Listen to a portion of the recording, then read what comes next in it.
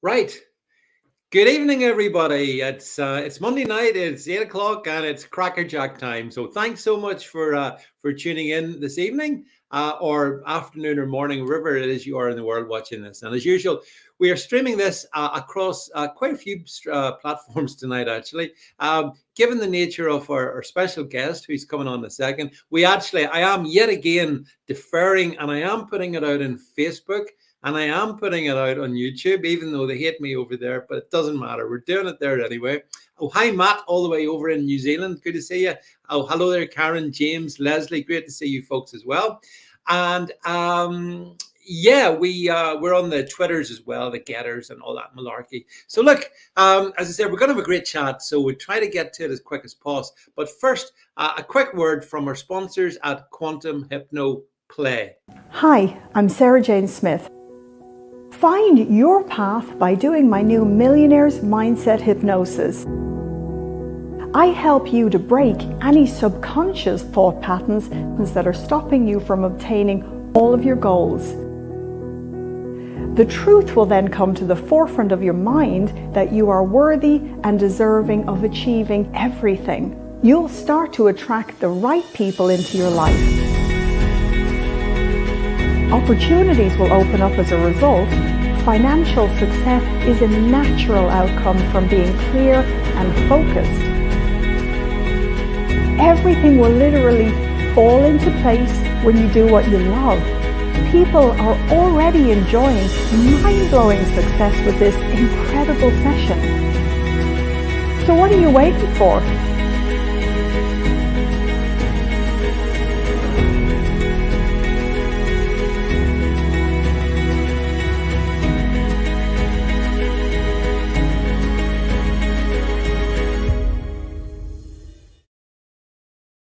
Right, I've just broken the world record for having a chocolate biscuit in about 30 seconds flat. So if I choke to death, you'll know it's the fault of our special guest because I've had to eat it so quick to bring her on. So listen, without this lady doesn't really need much of an introduction. I can see already a lot of you folks know her, so that's all great. So listen, let's bring on our special guest tonight, and that is, of course, June Slater.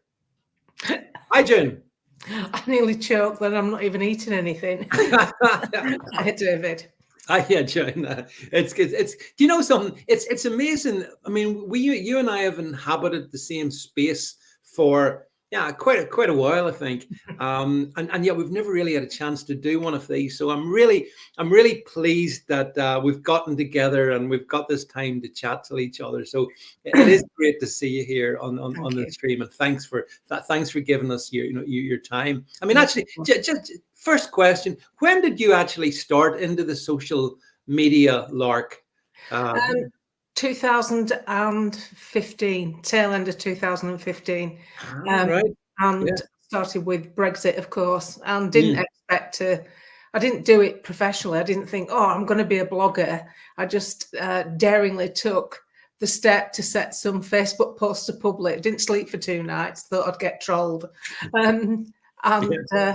David said, "What are followers?" And I went, "I don't know. I think the people that look at your page that you're not friends with." He said, "We've got 4,000 people following you." I nearly died. I thought, "Oh no!" And I went, set everything back to friends. Got heart palpitations, and then things got worse and worse. And I thought, "Sod it." And the following just grew through Brexit, really. And then obviously we didn't expect the last 3 years, so I continued blogging because I built a big audience up by then. And there's 168,000 on Facebook and 138,000 on Twitter. There are some accounts on Instagram and YouTube, but they're not me. It's somebody ripping my stuff. But they're getting good views and they haven't done anything nasty. So it saves me doing the work. Well, I noticed my friend Karen here is saying, June's much more than a blogger. She's a phenomenon. So there you go. Phenomenon. Phenomenal. Yeah. But anyway, look, because you're pretty big over in the world of Facebook, aren't you, June? You got a lot of stuff going on over there. Yeah. But the trouble with Facebook, it's heavily censored, so I'm always getting bans. And Yeah. they used to just ban you for 30 days. You couldn't get on your page. You could see everything, but you couldn't go on. Now they're a bit more lenient because obviously it's run like communist China over there. And Yeah. so Yeah, what that's they right. do now is they reduce your reach, especially coming up to a US election, because I sort of supported President Trump, because I would prefer him to someone who's pooping in the pants and can't string a sentence together. Are you suggesting that Mr. Joe Biden, the most popular president in the history of the United States, poops in his pants? Is that what you're saying, June Slater? Because if so, I think we need to know. Well, the thing is, not many people want to sit next to him. Have you noticed the space they give him at public meetings? I mean, there's only one reason for that, I'm sure. Yeah. How have we got here? Seriously, we've got 3 bloody idiots in Wales, Scotland, and Great Britain. No. We've got Leo Varadkar, who's just stepped down in Ireland. We've got the Northern Ireland guy who's, nobody seems to be voted in these days. And No. Joe Biden, anybody who believes that he won an election, I mean, come on. No, that's like putting Bigfoot in the Peggy Spencer formation dance team. It's just not real. Yeah, but actually, June, it's an interesting point you raise. In Scotland, we've got a first minister who is not elected by the Scottish people. Similar thing in Wales. Rishi Sunak is not elected by the British people, and in Northern Ireland, we've got deputy first minister, again not directly elected. What do you make of it? I mean, it seems very authoritarian, and it seems to me like democracy is in a bad position. Well, an old lady that I know said to me when they covered Big Ben up, I mean, I laughed at the time when she said it, but she's very Lancashire, and she said, "That's it now, love. Now they've covered that bloody clock. I don't care what maintenance they're doing. That's it. Democracy's over. Good and proper. It's been on the wane for years." And I thought, oh, bless her. But she seems to be bang on the money. Yeah. I mean, useless Yusuf in Scotland. Wait! Everything's like, wait! You can't have clouds. They're white. The white van man, white. How did he get away with that speech? Can you imagine if the shoe was on the other foot? You'd just be censored. You'd be stoned to death. We've got him. And everybody that we've got seems to be focused on things overseas rather than this country. And I think it's dreadful. All right, if you want to go and support Palestine, please your bloody self. But surely the people in Westminster ought to be putting our needs first. We've got councils who are going out to learn how to carbon capture but can't clean a drain. We've got people who are getting flooded because they're building new housing estates on existing drainage systems that can't cope. We're not building enough houses. 150,000, I think we've built. We need 500,000. And I watched that speech the other day it was a debate with Matt Goodwin. And I listened to what he said about the immigration levels in the next 12 years. Yeah. And it's frightening. It's frightening. And it's nothing. People start, oh, you're racist because you're against immigration. But I'm not against immigration, because if you're bringing people in who can do jobs that we need, that's fine. But when you just bring in so many people in who can't do the jobs that we need, who are going into the care service who can't speak English, I mean, how frightening must that be, sat in a care home? You've lost everything you ever built up in your life. You've no home left. You've no relatives left. Your family don't come and see you very often. You're losing control of your bowels. You can't eat properly. You've no damn teeth. You can't hear. And the last thing you're faced with is a foreign-owned nursing home with foreigners working in it that can't speak English. What an end to a tax-paying citizen. It's absolutely appalling. Oh, but that doesn't matter. It doesn't matter that we've got malnutrition in care homes. No, forget about that. Let's go and send some money to Ukraine for weapons. And how come all the people on the marches for pro-Hamas and pro-Palestine never even bothered to, I'll tell you what we'll do today. Let's take a Ukraine flag with us and ask for peace in Ukraine. Ask for peace for the Russians. Most citizens don't want war. No, but I've never spoken to an individual who wants war. No. Most people just want to get on with their life, bring the kids up, take them on the holidays, hope they go to university and just live a life. They don't want all this. This is the thing, June. I couldn't agree more with you. I think you and I are very much on the same page in a lot of stuff. One of the things that really irritated me very recently was the whole waspy women issue. You know, the way that, and I know, I'm sure most people, although I know we've got some Americans, and hello, by the way, to Hawaii, sending greetings out to there as well. The fact that our government can give billions to Ukraine and in other places as well, and it can't give women born between 1950 and 1960 some kind of equity and fairness. That really annoys me. You know, June, it's like people say to me, oh, you got to choose a side. And I don't want to be told I'm going to choose a side. I'm on the British side and British people. And I want to see us taken care of, our vulnerable and elderly protected. But they don't do that. The politicians don't do that. Well, with the waspy women, I mean, I'm a waspy woman. I had my pension delayed 6 years. I should have got it 6 years ago when I was 60. I've just got it this December. What people don't understand about that debacle, it's nothing to do with equality. You can forget it. It's got nothing to do with equality.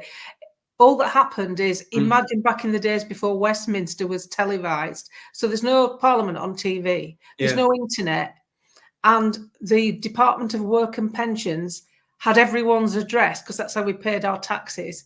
And when I was younger, 15 years into paying into a scheme, they decided to move the stop date. And 15 or 12 years after that, they decided to write it into law. So that's nearly 30 years of paying into a scheme where nobody told us they changed the stop date. That's the bit that was wrong. So a lot of people who are in jobs like working in a care home, lifting elderly people who have got arthritis and are, yearning to pack the job in. All of a sudden, they find out through the media, it comes on TV about the delayed pensions. That was the reason it got a judicial review. It wasn't anything to do with equality. Anybody who thinks that's an utter fool and didn't do enough research. I'm big into this. I got several articles in the Daily Express at the time. We got done over because we'd been paying in the longest. And if you're going to delay someone's pension, start with those who are coming into work now. When you're leaving school, 16, 17, and say, right, your pension's going to be delayed. Not nearly 30 years in. Can you imagine if a private pension company did that? If you just look around and say, well, no, we've decided to move your payment date. And what people don't understand, George Osborne, the rat, what happened with him, we'd had it delayed 6 years and he tried to delay it a further 2 years. But the waspy, it's not just waspy, a lot of people fought back, and he only got 12 months. Then after it was implemented, he went to an international finance minister meeting as our finance minister with the OECD, and he sat there smug as anything. And these are his words, not mine. Delaying the women's state pension was the most lucrative move a finance minister could ever make. It dwarfed all other measures. Now, does that sound like equality? Does it sound like a cash grab? 267 billion in that pot, waiting to pay us. £42,000 they took off me and 3.5 million other people. And not only that, those 3.5 million are in households that other people with them. I'll tell you an example of why it was so bad. One woman I know through the waspy fight, she used to periodically lend her life savings to her son who was in business, £20,000. So she would lend him the money, he'd get back on his feet and he'd pay her back with a bit of interest. If she'd have known that she wasn't going to get a pension at this particular point in time, she would not have lent him that money. She wouldn't have taken the risk. She'd have said, I can't because I'm not going to get my pension. I'm keeping the money. I need it. She lent him the money. The business went under. The receiver came in. Obviously, the money's gone. That's it. So she ended up staying in a job, lifting old people in a care home where she was on the strongest medication for arthritis, but her boss didn't know. Otherwise, she would have lost the job. And that was just to make ends meet. She couldn't rely on her family because her son's just gone bump in business. There were so many stories where people, you get to the twilight years. I mean, people don't want to employ women my age. They don't want to take someone on who's 64, 65. They look at your life expectancy and think, well, you're going to be a drain on society. They can't get jobs. So you're tossed on the scrap heap, and there's some pillock in the Tory party said we could go fruit picking. I'm looking to pick my glasses up. Yeah. I know. Yeah, but this is what's so weird about it all. Like whatever happened to common sense in politics, June? I mean, there's none. I mean, I don't know. I mean, I look across the spectrum at the moment. What we are facing. I mean, look, we're facing the eclipse, the apocalypse of of Sunak's conservatives. We're going to see Starmer come in. I think that's going to be completely disastrous. And the reality is, more than likely, I can't see really. I don't see reform making a huge breakthrough, but you never know. It's possible, I suppose. But it does bother me. What do you? Let's talk about the Tories first, right? I'll start with them, and we'll get our way through the others.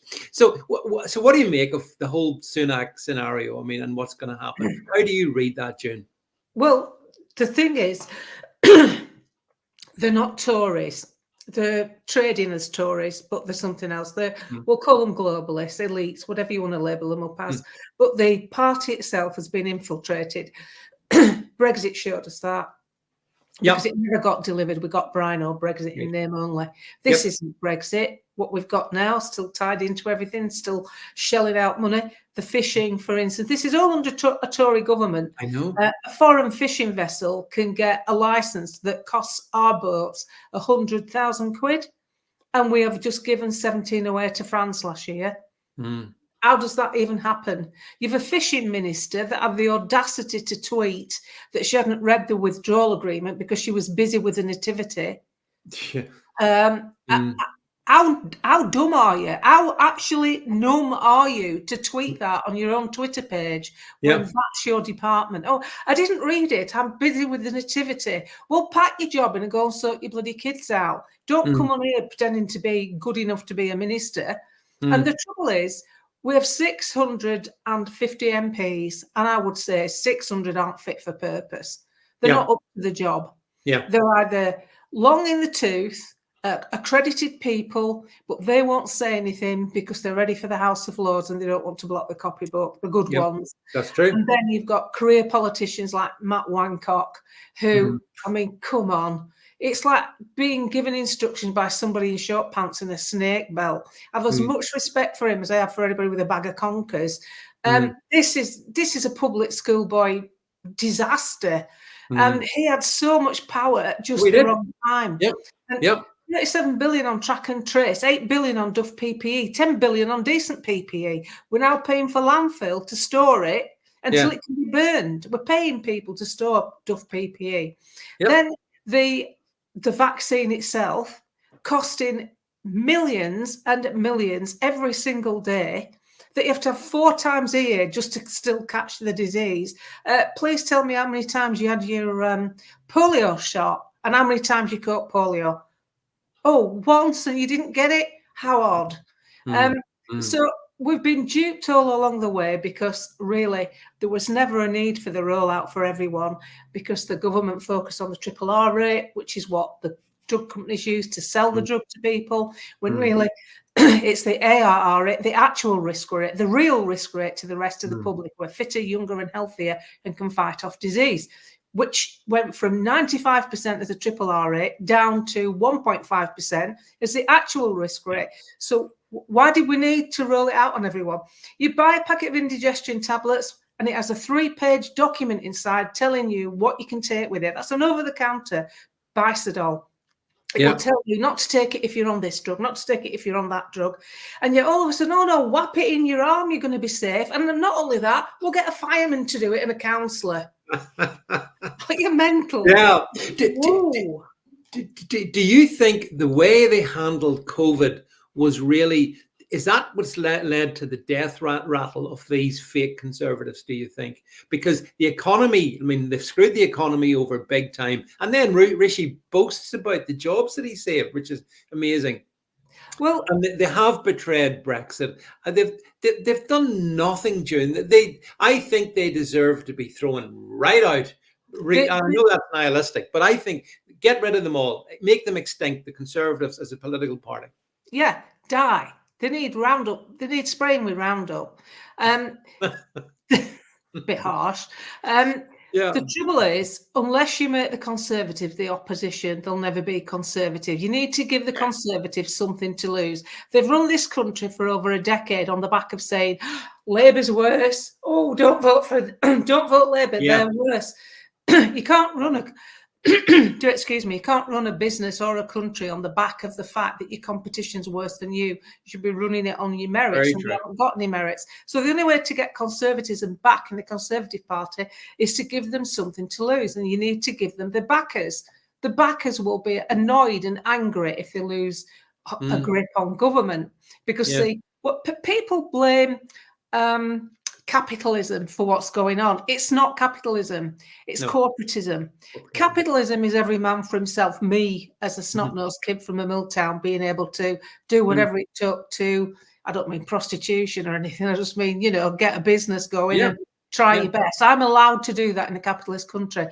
The problem is the Tories are in the grip of corporate enterprise. And the difference between a capitalist, which is your restaurateur, your one-man band plumber, the likes of me running retail outlets, the difference between us and corporatists is that they have the money to pay lobbyists to lobby government to create legislation that suits the fat cats. Even now, the supermarkets, they're the world's worst. They're the ones that benefited a lot from free movement of cheap labour, because it was never free movement of people. It was free movement of cheap labour. They've kept British wages down, along with other industries that have relied on the fact nobody dare give anybody a wage rise because someone's coming in from Eastern Europe will do it cheaper. And then not only that, the Romaniacs have the audacity or the stupidity, I think it's a mixture of both, to look at the economy today and blame Brexit. Get a grip, people. We left on New Year's Eve 2020, and by March we were locked down. Then we had furlough. Then we had the expense of the vaccine, and then we had the expense of the PPE and track and trace, the passport that never materialised, thank God. All that sat us where we are. It's a lockdown economy. That's what's happened. You shouldn't lock economies down. You don't quarantine healthy people so that sick people can stay safe. Sick people, you've got the choice to stay home and look after yourself, and the rest of life gets on with it. I totally agree, Jim, with your analysis. That's exactly right. And I'll tell you, one of the sad things, and I've picked this up over the last couple of years in particular, going back to business and particularly small business, small local businesses. In Little Village, where I've got a place, several of the little small independently owned shops and restaurants, they've gone out of business, and they've basically said, look, we can't carry on. We can't absorb the costs anymore of cost of trading, basically. So we have to go. So the big guys, the Tesco's, the big multiples, they do great. They still survive. But the small guys, they're the ones that are being screwed over. And I think that's deliberate. And I think that's really bad, because we are a nation, metaphorically, of small shopkeepers, and we're getting rid of them. And the Tories have presided over it. Yeah, the Tories are in charge of this, and the Tories have crushed our country. Margaret Thatcher would turn in her grave.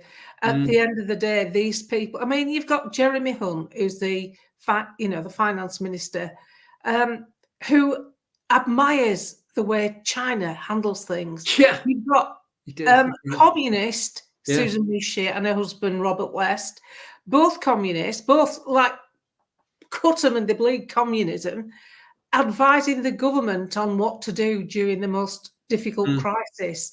Who, in the right mind, who sits there?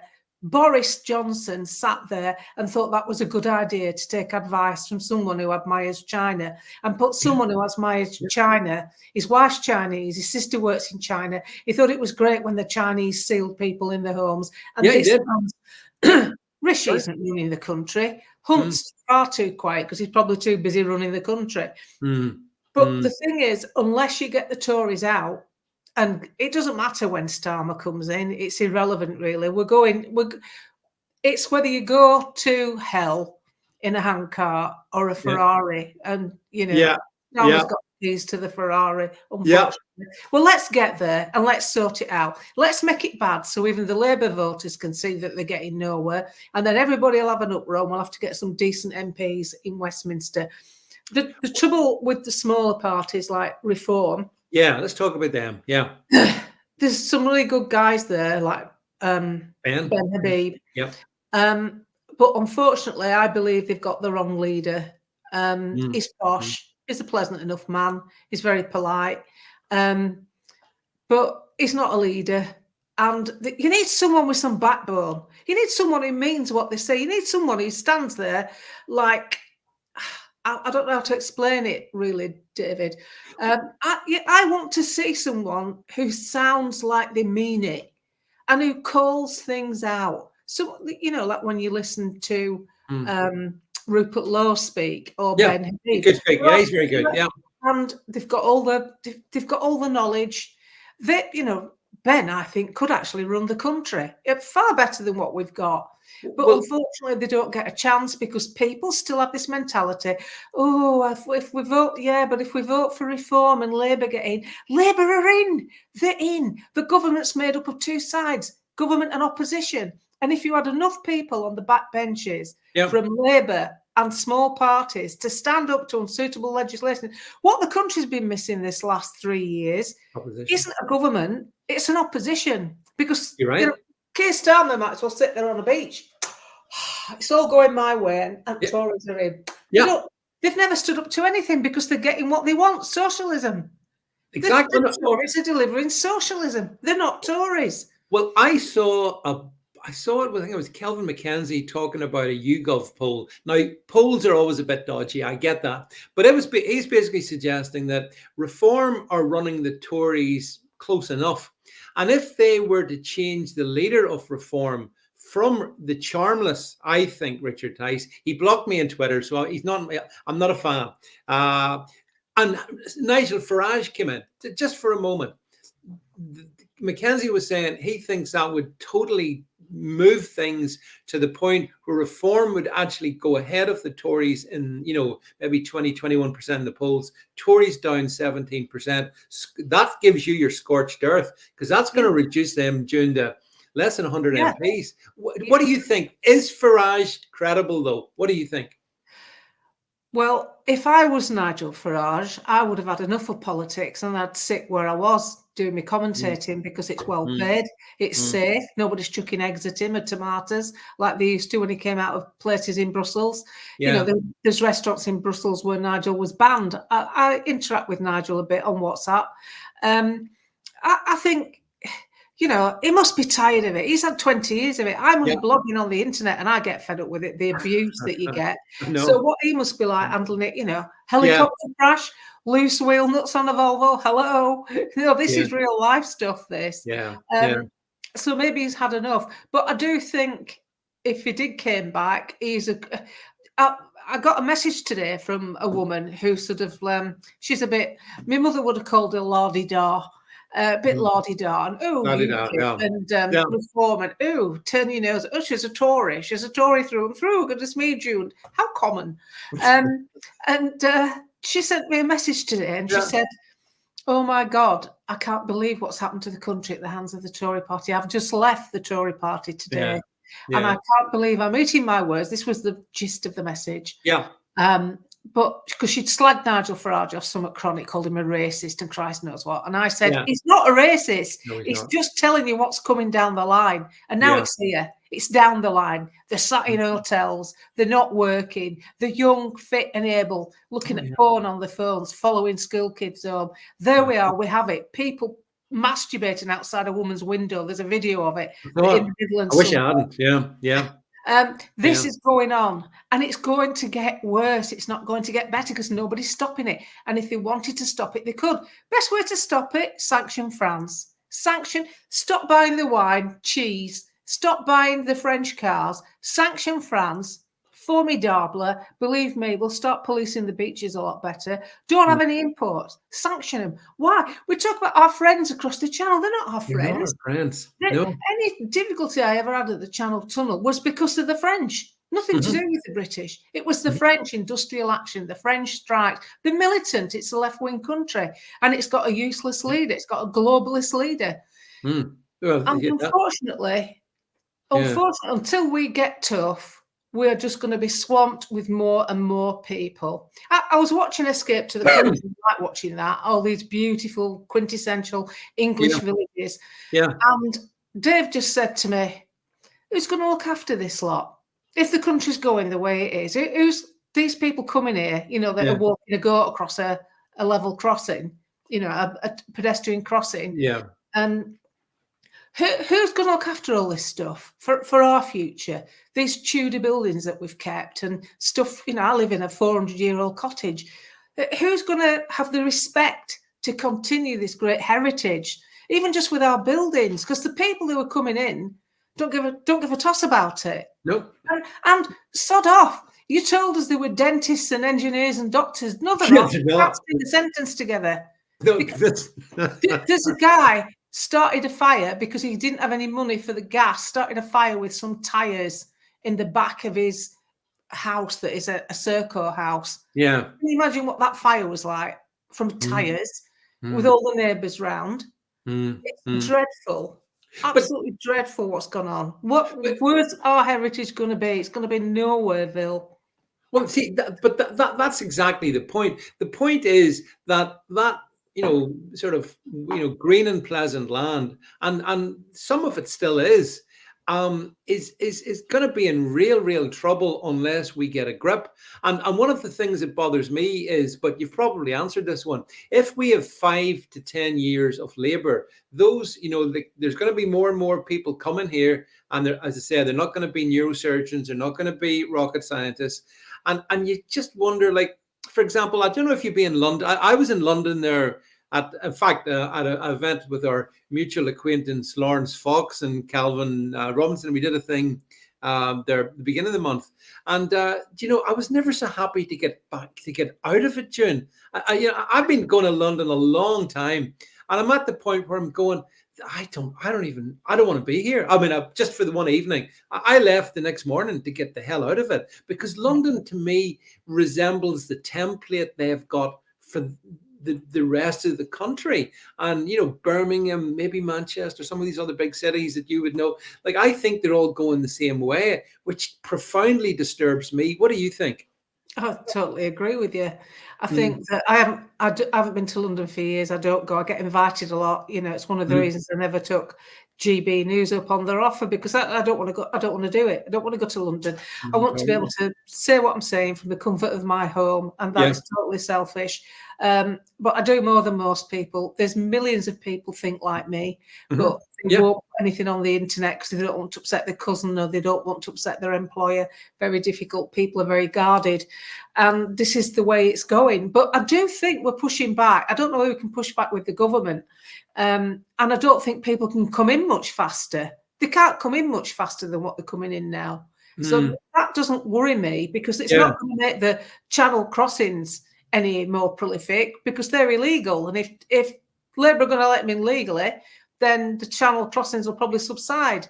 And people blame Brexit for an increase in channel crossings, but it's not. They increased the security at the tunnel and the ferry ports. That's also had an effect on things. It's nothing to do with Brexit. Believe it or not, people who can't speak English, who live in Central Africa, don't follow British politics. And I don't blame the migrants. You sat there, you want a better life, and somebody's told you it'll be better over there. Yeah. And then somebody sat in a hotel is streaming his phone, showing stuff around, and you're thinking, I'll have some of that. And, they never thought they'd live like this. They're living like lottery winners for where they're coming from. Where they come from. It's not, you can't blame them. They're just jumping on the bandwagon. Oh, no, I blame the government. The government is to blame. The establishment is to blame. 100%. You're dead right. Blaming them is, no, having said that, when they come here and they don't adhere to our laws and they do things that they shouldn't be doing, then they definitely need to be punished, and they do need to be deported one way or the other. But tell me this, you see the Rwanda thing, what do you make? I thought it was so farcical. What do you think? What an absolute dickhead of a plan. Who thought that? Which chinless wonder thought, I'll tell you what we'll do. I'm here, I'm a Tory thinker. We're going to get a plane.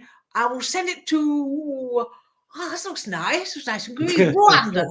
I mean, which idiot thought of that? Which bloody noggin who, they wouldn't last 5 minutes in a pub, would they? They'd be trained by people verbally.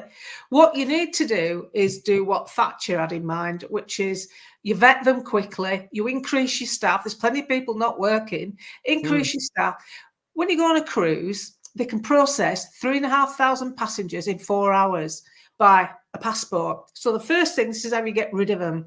This is how you get rid of your illegals and your criminals. Right, if you're going to come to Great Britain, some form of identification. Because if they can keep a hijab on to get across the channel, they can certainly hide a passport. And if you haven't got a passport, you can speak your details. You can say, my name is XYZ, I lived in this village, I'm gay, I'm being persecuted. You give them details. If you insist on identification, you'll lose half your criminal element. They won't be there. They'll just disappear. So you'll lose them. You insist on identification, and then you license outboards and ribs, boats, little boats. You have to have a license to get one. You have to fill a form in, a real ball ache of a form to fill in with a million bloody useless questions. You have to fill all that in, and then it goes into a system, and you're going to have to wait weeks before you get a response. Make them wait, and then they'd have to buy a rib on the black market. That's going to, they're selling them. They're selling them like you go and buy a Mini Cooper. So you license the ribs, you license the outboards, so somebody buying one has to have a genuine need for it. That will slow it down. And then the other thing is, as I've said, is to sanction French imports. And France would soon pick up the gauntlet. They won't want that. They won't want the trade. We're a good customer. People forget that. You look at Europe. And the British spend more money. We've got the highest credit card debt in Europe and the highest truancy in Europe. The Germans' kids don't play truant like our kids do, and the Germans don't have credit card debts like we do. We sit on their beaches, we ski down their slopes, we buy their wine, we buy their cheese, we buy their cars, we buy their fashion. Stop it. Just for 12 months, stop it. Don't do it. The French sit on French beaches and ski on French slopes. Same with the Italians, same with the Austrians. What you've got to look at here is we are a massive marketplace for Europe, for the EU, and we aren't using our power base. We could have had an agreement out of the EU, a much better agreement, by going immediately to WTO rules. We're all set up for it. I spoke to the ports. I spoke to the manager of the port. He said it was a flick of a switch operation. Not all this bullshit that the media came out with, telling us that Nissan was going to shut down when they were taking apprentices on. Because guess what? Some people from the northeast rang and told me they're taking on apprentices, they're not closing down. And I rang them up and I asked them. So we have had so much crap thrown at us. I am absolutely up to here with it. So if I sound a bit excited, I don't get much chance to talk like this. I understand. I get it. But do you not think the other side of the coin is that, as well as the political chicanery, I mean, the media, the whole mainstream media, BBC, Sky, Channel 4, all of it. I mean, those people have so much sort of responsibility in their hands, because they can have continually misrepresented. I mean, they never wanted us to Brexit. Then let's be honest, the media didn't want it either. The fact that we got it, I consider to be sort of a miracle. I don't think even Nigel Farage thought we were going to get it, but we did. For one moment, the British lion roared, and it was brilliant, June. It was absolutely brilliant back in 2016. But then they worked against us, and the media worked against us, and they still do. I hate the media. Too right. I hate the media. They were lying through the teeth about Brexit. They even told us ferries wouldn't cross the channel. So what I did, I rang the ferry ports up, and I rang P&O up, I rang Stena Line, I rang Sea France, I rang Nissan, everybody that came on, Sky News in particular. And the other thing Sky News did, if anybody's being interviewed for anything, even on Escape to the Country, if they've got a little logo on the short, they pixelate it out. So, we can't advertise because that's got a company name on it. But we had to watch those bloody EU flags flying every single day on Sky, on Parliament Lawn, flying and waving around as though like, look, everybody else wants to stay in the EU. There's 30 flags there. If you put a Kellogg's cornflake flag up or a product flag, they'd soon take it down. They'd say that's free advertising to our millions audience. Oh no, let's let it happen to make the EU. And even despite all that, what I'm really proud of is even despite all that shenanigans, we still bloody won. We won. We God. beat you. We Yep. beat you. We don't want to be in the EU. We don't want 2 layers of government. And we certainly don't want non-government organisations like the WHO telling us what to do. And those numpties in Parliament, absolute fruitcakes, thick as they come, thick as mince, can't see that document from the World Health Organisation ties our gonads up like a bloody eunuch. So Yeah, we've been a bit outspoken tonight. No, June, no. We like all that. We like this. It's all good here. But you're right, actually. That global WHO, the pandemic accord, aka Forget Brexit, forget sovereignty. You've just donated it away because you lot in Westminster can't be bothered to read a document properly. You skim through stuff, you don't read it, you haven't got the intelligence level of a gnat to understand what's going on. Yeah. And half of you don't care anyway. You've just given yourself £8,000 a year pay wise, you pathetic set. There's none of them. None of them. Yeah. No, I agree. Straight arrow. Show it. I'd like a straight arrow out of Parliament. I'd like to see someone who's just straight, who's not in it. You know, with an MP from Morecambe, David Morris, who actually admitted to having Jeremy Hunt as a personal friend. I mean, who would admit to that? Oh, Jeremy. Well, so if he's your personal friend, what are you like? What are your goals and ambitions? I mean, we are just sold down the river at every opportunity. Do you know, the only, I have, as you say, out of that 650 MPs, there's very few of them I would even sit down to talk to because I dislike them so intensely. But one that I did sit down to talk to, and we did a show with him back in December, was Andrew Bridgen. And Andrew Bridgen, to be fair to Andrew, he's taken so much crap in that. You know, like imagine going to a place of work and there's 650 if you're working in that, and 649 basically hate you. And he's had to do it. I admire him for that. Yeah. June, what's your thoughts on Andrew? Well, I speak to Andrew a bit actually, and sometimes I converse with him about what's going on. And I think he's in a miserable place. And I think he's tried to do the right thing by speaking out. And the things he's asking for, I mean, the thing is, they're not outrageous, are they? Let's cover excess deaths. People that are too young are dying too quick. Can we cover it? No. Let's talk about ABBA. Somebody actually wanted to talk about ABBA the other day. And they always give him a debate time on a Friday because all the MPs want to bugger off on Thursday. Because apparently they work in the constituency on a Friday. Yeah, of course you do. Of course you do. Yada, yada, yada.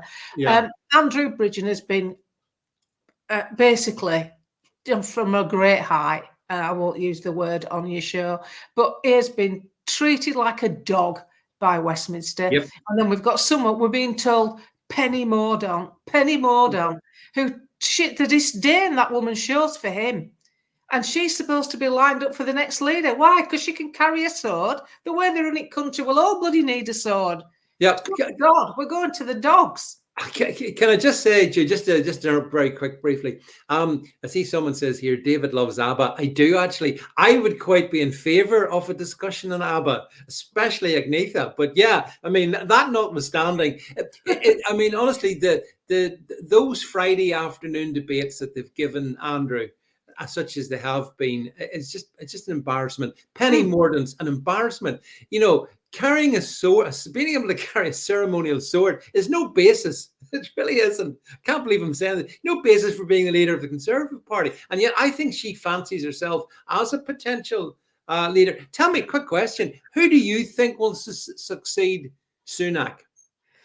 Who do I want? Who do I want to succeed? Well, who would you like, and who do you think will? Somebody that's not in the bloody Tories. What's the point in choosing leader? People are saying, "Oh, well, I'm keeping my membership. I'm keeping my membership at Tories. Then I get a say in who leader is." I mean, you're seeing what happens when you get your say. You vote for the one you want, and then they just put the one they want in like a chess piece. Yep. So there's no point. The best advice I can give, never mind who's going to be leader, it's irrelevant because they're only a front man. That's like sending your shop manager out to complain when you've took some shoes back. He's just the front man. He's not part of the organisation. He's just the front man. So it's irrelevant who steps up now because the ones that are going to get the chance are going to be globalists. It's as simple as that. They're working to a bigger agenda. We are just a nuisance. And Keir Starmer has actually admitted it because when he was asked, what do you prefer, Westminster or WEF? And he said WEF. Yeah, guess why? Because there's an incumbent thing. It's an encumbrance, isn't it? Voters, them bloody constituent. Damn. Yeah, you've got to please them. You've got to make sure that the buses run on time. You've got to make sure that a bypass is going to get built. Oh, no, you want to be on the world stage with No Value Harari or whatever he's called. Yeah, that's him. Yeah. Else. Talking about wiring your brain up to cloud. They're not going to wire our bin man's brain up to cloud, are they? So what are they going to do with all those lot? All those ordinary people? They're not going to wire us up. They just want to get rid of us, do they? I wonder how they'll do that then. Well, I've got a few ideas. Here's another question I wanted to ask you on a different political individual who's in the Commons very recently, and that is Mr. George Galloway. Now, Galloway got himself, and I know you've had stuff to say on with regard to Galloway, and I mean, he's such a peculiar character, is George. I have spoken to him. I've done back in the day. He and I have debated each other on TV way back in the day. And what do you think of this sort of win that he's had, and what do you think that means? And what's your thoughts on Gorgeous George? I think it means that they're fed up with Labour. That's the first thing. Yep. And I think that George makes sense on some things. He's like Marmot, isn't he? He's all right on Brexit. But he thought I was all right, actually. He said I was a rising star. I don't know why I'm a rising star at 66, please. You're a rising star because of something. I think I said something like, I've still got my COVID bunting up. Is it Ukraine bunting now? I've taken the mickey out of all the different dilemmas that we'd had. Yeah. But then I asked a question. I just put it on my page. I said, well, if Israelis aren't allowed to live in Israel, where do they go? Where are they supposed to live? Because if I go and live in Spain, I can come home, can't I, to England if I don't like it. If I go to Spain or Africa, anywhere I want, I can think, that's too hot. I can come home to England. Yeah. Where do Israelis go then? I didn't get it. Oh, that's it. He's blocked me.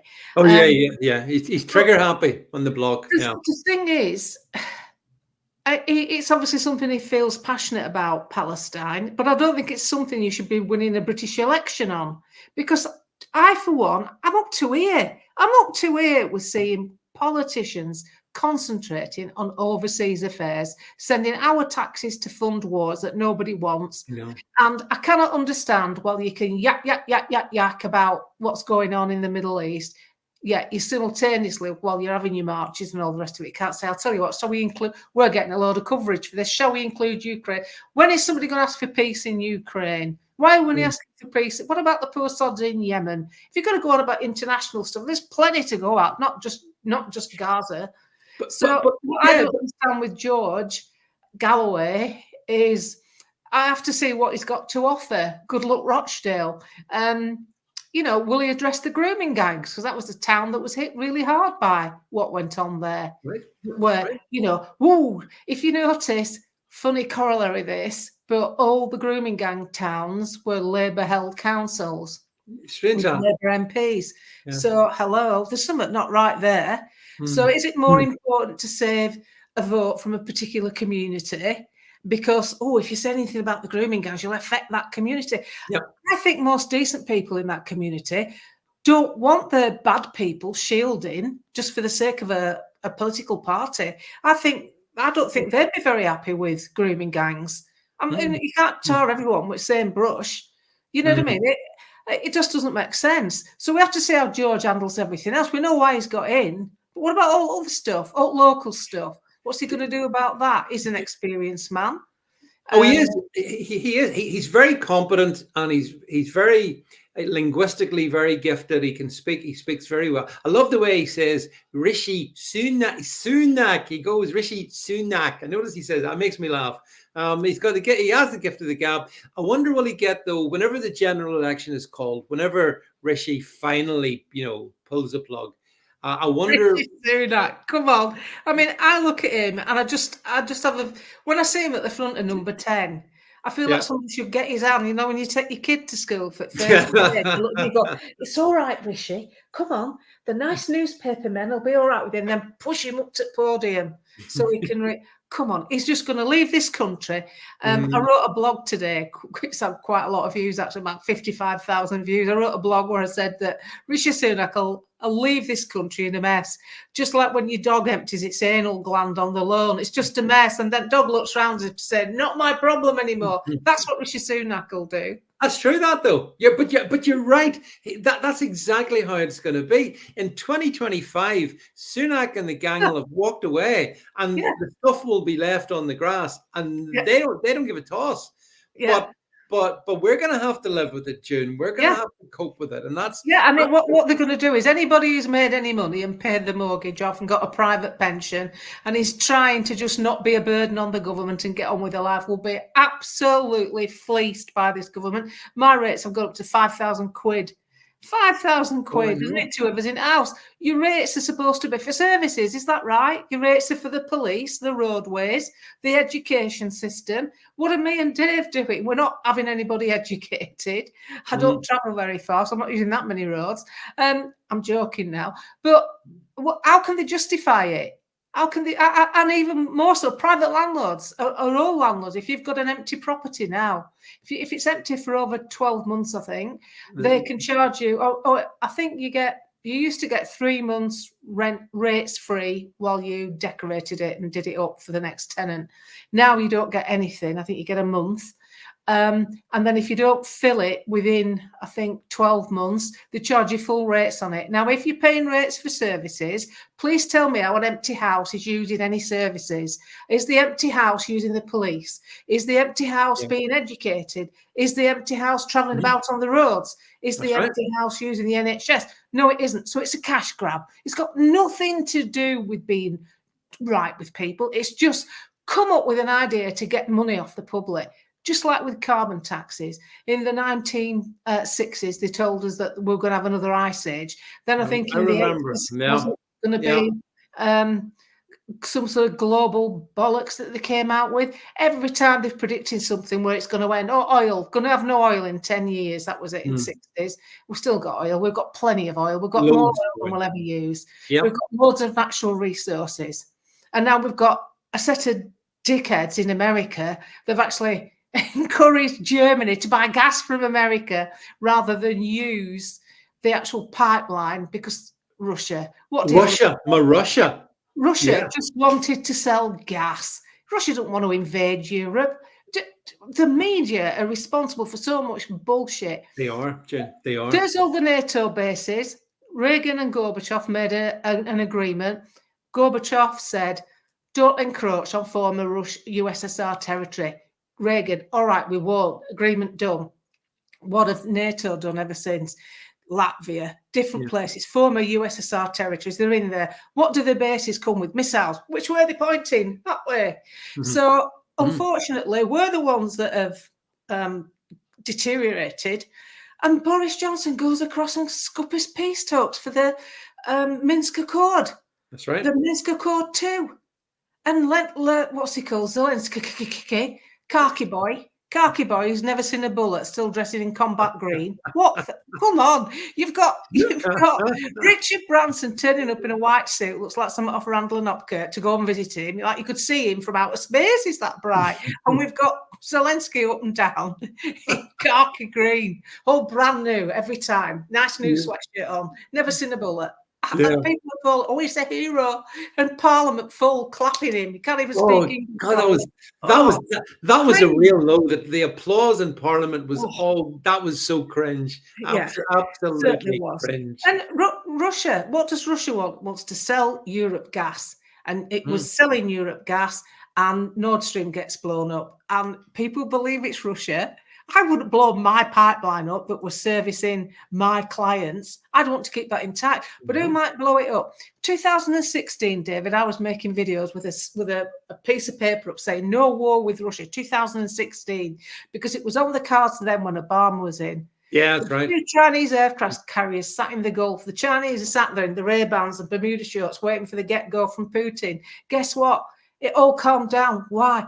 Trump won. Trump. Hello, Putin, put your weapons away. Don't mess with me because I am strong. All right, boss, will. And Chinese went home. Putin calmed down and nothing happened. And Trump, I don't care if he's got an orange face. I've got an orange face and he's got shit hair. I think that man is a businessman and he got Jews talking to Arabs round a table. He took North Korea down. Yep. There was no Putin problem. And people call him a bad president. And Joe Biden, who's pooping in his pants, can't string a sentence together. We've got war in the Middle East. We've got war with Russia, an impending big-time World War III type stuff that we are poking the bear big time. We are. It's just madness. Yeah, I never thought I'd sit here at 66 thinking, well, I can enjoy my retirement. You know, we're at home. I've got my rescue dogs. I really like my house and gardening. And it's got this overhang, this shadow over you all the time. How much is my energy bills going to be? Is there going to be a war? It's nowhere to live. It's nowhere to have you.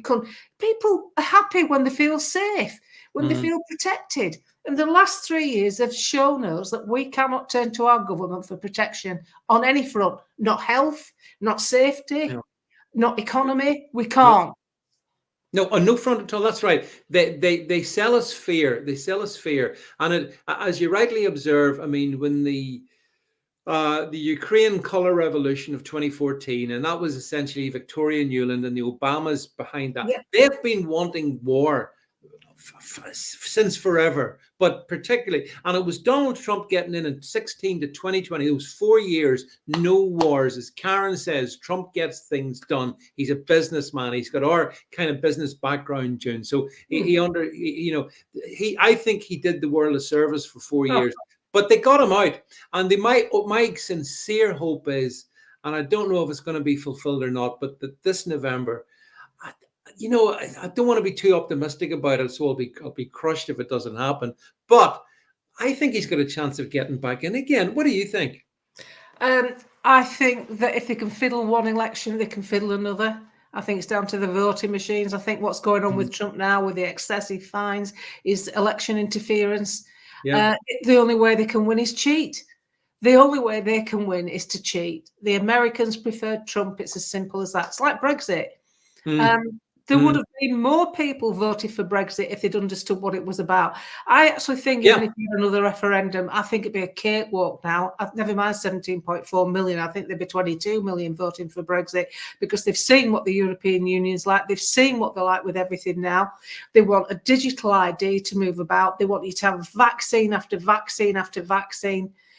People's health is getting ruined because they didn't explain that it was a gene therapy, not like an original vaccine, not at all.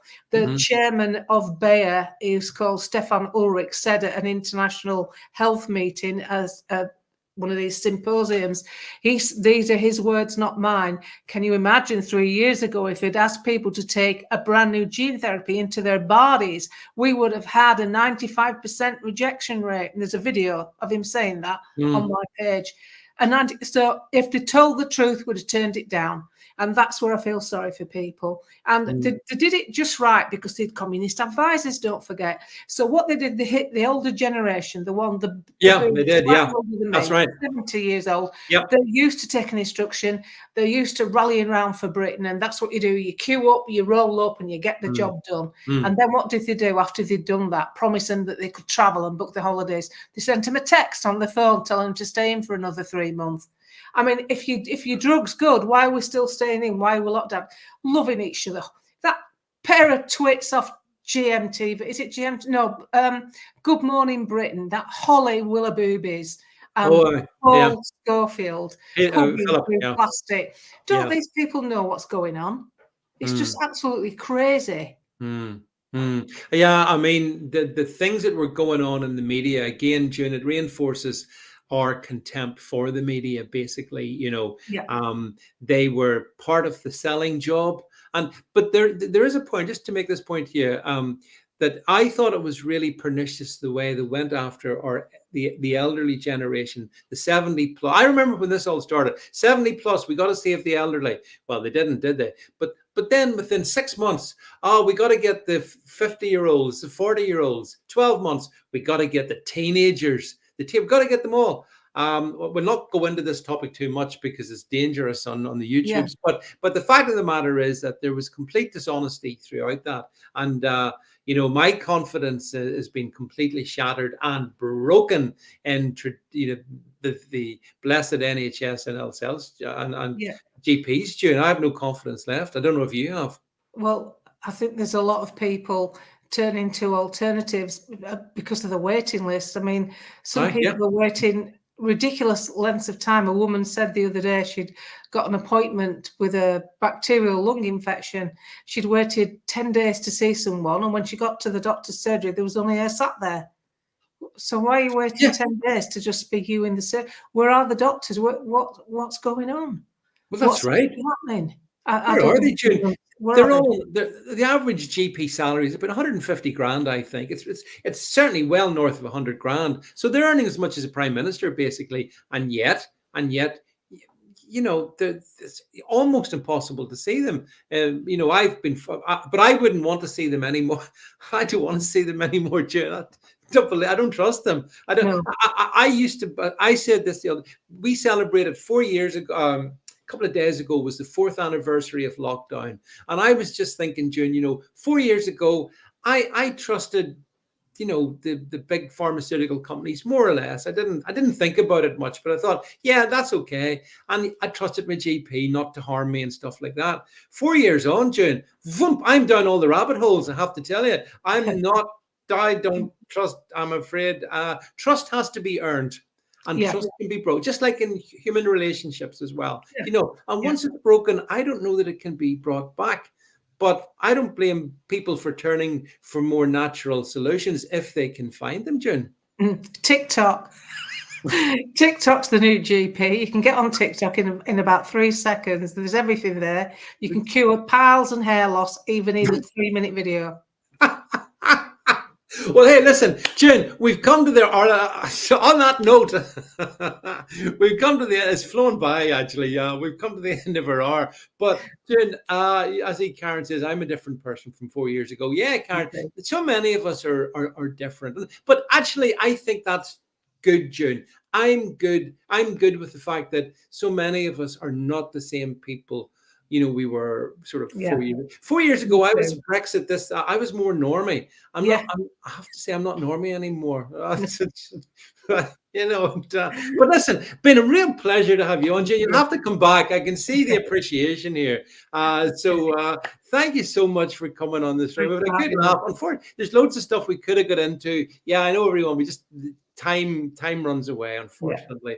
But June, it's been a real pleasure. Thank you so much for being on the stream. Thanks to everybody. I see all the people all over the different platforms for tuning into our chat. And as I said, we'll have to bring June back here so we've tried to put some of the world to right. There's bits of it we didn't get to, but don't worry, we'll do that another time. But from June and myself for tonight, that's it, folks. Good night.